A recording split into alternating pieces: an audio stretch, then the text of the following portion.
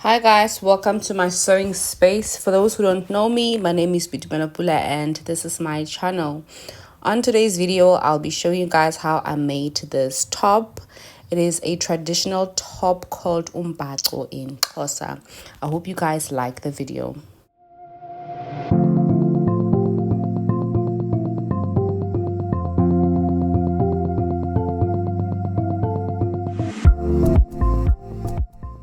The materials I'm using on this video will be the same as the ones on the previous one where I made the wrap skirt. This is the fabric I'm going to use. It's a plain off-white fabric. Sorry guys, I forgot the name of it, but the texture is similar to that of a soft denim. These are the pattern pieces I drafted off camera. It is just the back and the front piece. I'm gonna start off by cutting out my pieces. I got both the back and the front piece to cut out on the fold. For this specific project, I want my front to be longer than the back. So before I even forget, I'm just gonna separate the back from the front. I must apologize that I didn't film myself making this pattern. I've mentioned in the previous video that I was under a lot of pressure. Time was just not on my side. But I will, as time goes, make a special video on how to draft your own bodice. So in the meantime, take your basic t-shirt and just dart it in the front. You're gonna dart it at the bust line to fit better. Obviously extend the length on the front pattern like how I did there.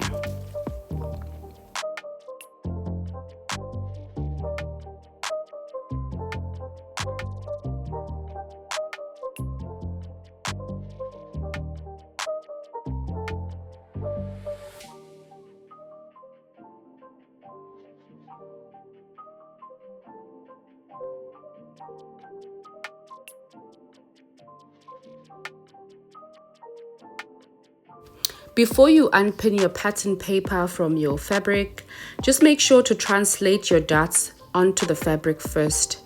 I always leave a pin on the bust point and then I remove the pattern paper and then mark both sides with a dressmaking pencil. This is the back piece. It doesn't have a lot of work. It is just to pin it down and cut it out. I will repeat the same process for the lining. Especially the front pattern. Do the dots like how I did with the main fabric.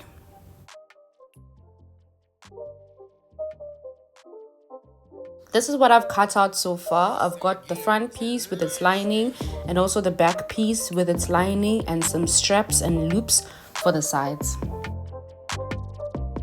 Okay, so now I'm gonna go to the sewing machine and I'll prepare all these pieces.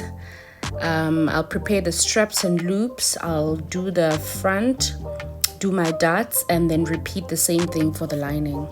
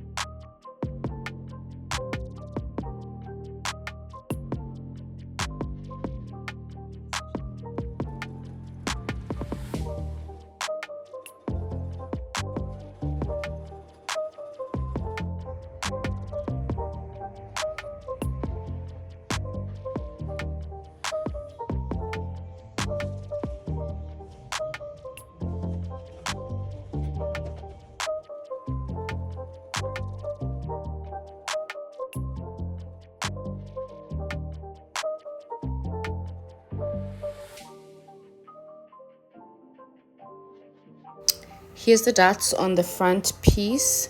Guys, if you need a tutorial, a detailed tutorial on how to make these, please go through all the videos in my channel and you'll see there's a special video there for you on how to make dots. I've made these on the lining as well. And then I've also finished doing the loops and straps. Now on to the next step, decorating the front piece. I'll go first with the black binding and then the rest shall follow.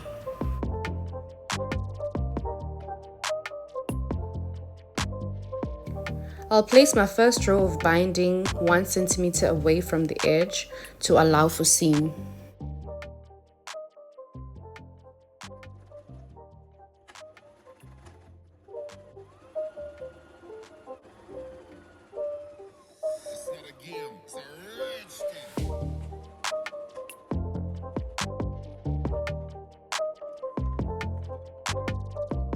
When you go in with the second binding, just make sure that you place it 1 to 2 millimeters over the first binding so you don't have any gaps in between.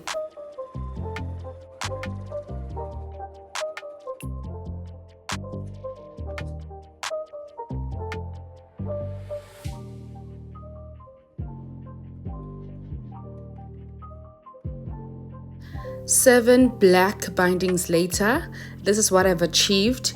I will go ahead and add more bindings on the sides with different size and colors, of course. I will go in with these two colors, the blue and the orange. Starting from the shoulder point, the same rule will apply. You leave a gap for seam allowance. So I'll go from the shoulder down to where the black ended.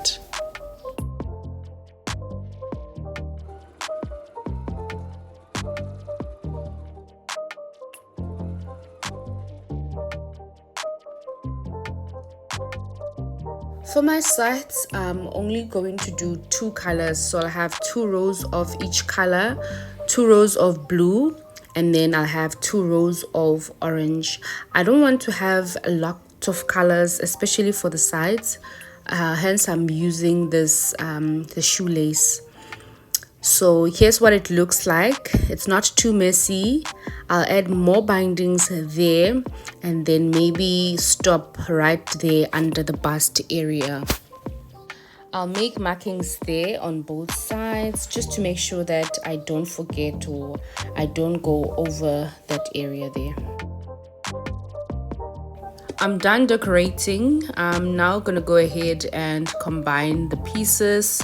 So I'll take my front and back pieces together and join them at the shoulders, right sides together, and I'll do the same thing for the lining. Take your project and lining, again, right sides together, pin and sew them together at the neckline and zigzag that when you're done stitching.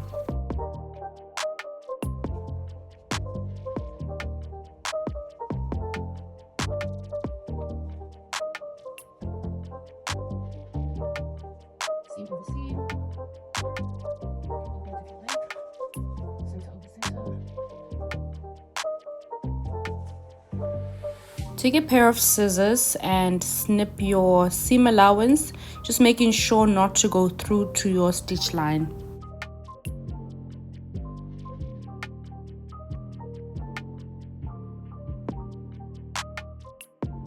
I am understitching that neckline all around just to make sure that my lining won't keep on rolling out.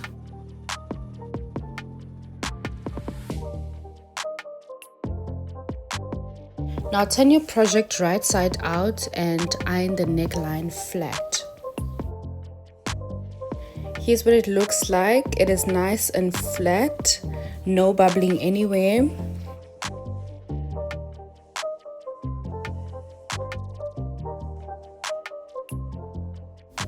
Next up, we'll fit the loops into the sides before closing the top up. So I'll cut out 12 loops in total. That means 6 on each side, but 3 on each piece. So there's the loop there. Each loop will measure 3 inches. So I'll cut 12 loops like I said.